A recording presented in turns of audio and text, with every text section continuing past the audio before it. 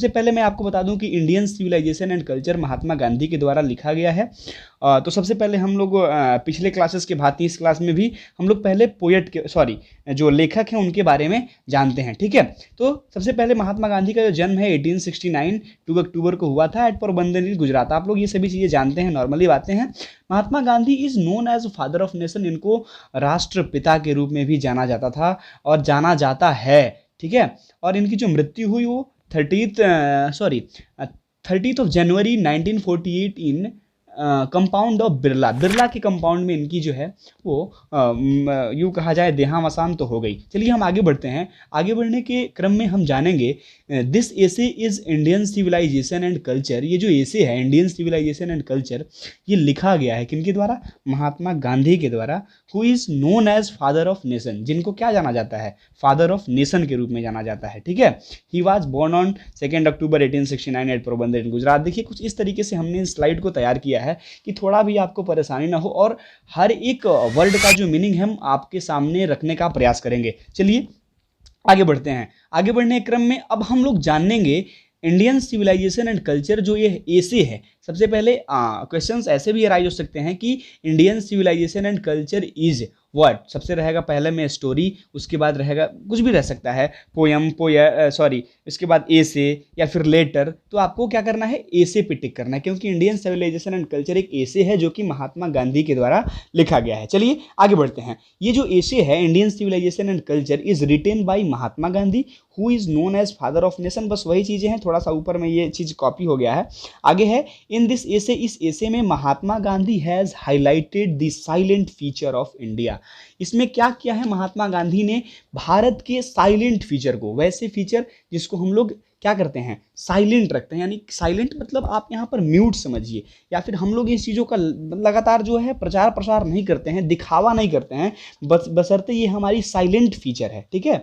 तो इन चीज़ पर ध्यान देने का और इन चीज़ को यूँ कहा जाए तो इस एसे के माध्यम से उजागर करने का प्रयास किया है महात्मा गांधी ने। और उन्होंने कहा है कि he says that foundation of India, जो भारत का नींव है, फाउंडेशन मतलब होता है नींव, नींव मतलब आप समझिए बेस, आधार।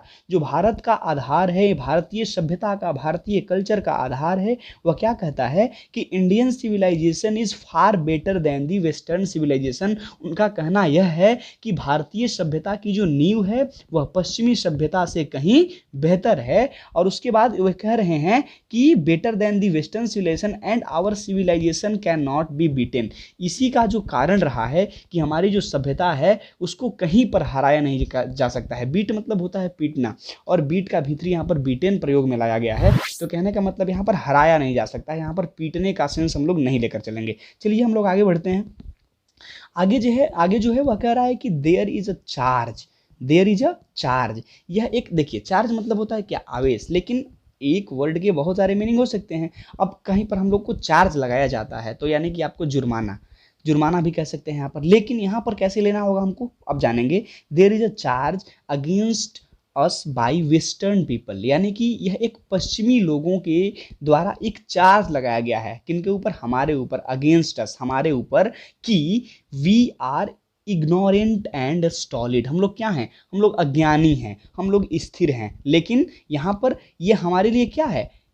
तो गांधी जी कहते हैं इस विषय में कि this charge is against our merit, यह जो चार्ज है हमारे मेरिट के अगेंस्ट में है। और we can also do everything, हम लोग कुछ भी कर सकते हैं। अब मान लो हम लोग इस चार्ज को हटा सकते हैं, कहने का मतलब है। लेकिन our civilization does not give us permission to do so, लेकिन हमारी जो सभ्यता है ऐसी करने की अनुमति, ऐसी करने की परमिशन नहीं देती है। चलिए अब अंतिम स्लाइड की ओर बढ़ते हैं। लास्ट स्लाइड है वो यही है, और इससे जो स्लाइड है वह क्या कह रहा है इसके बारे में हम लोग जानेंगे।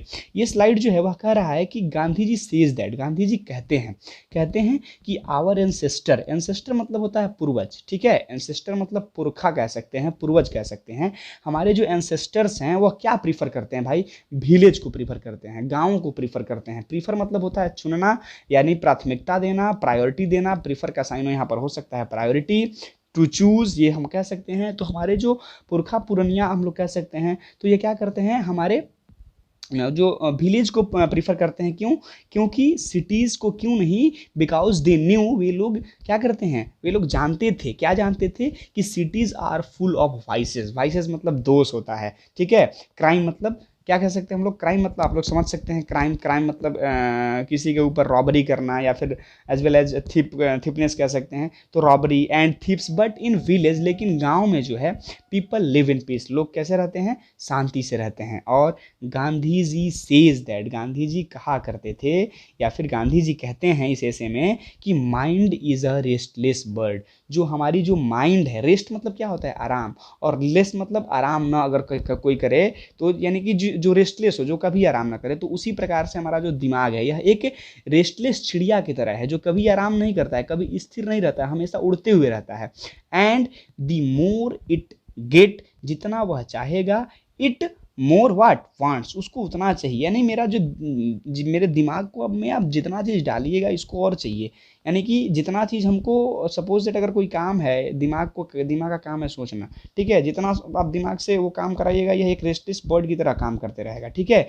और रिमेन्स अनसेटिस्फाइड, और इससे लोग क्या होते हैं, और इससे होता क्या है कि हम लोग अनसेटिस्फाइड रह जाते हैं।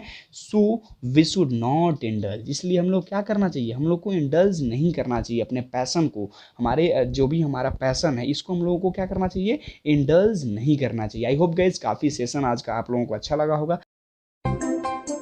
अम्बा शाम्भवी चन्द्र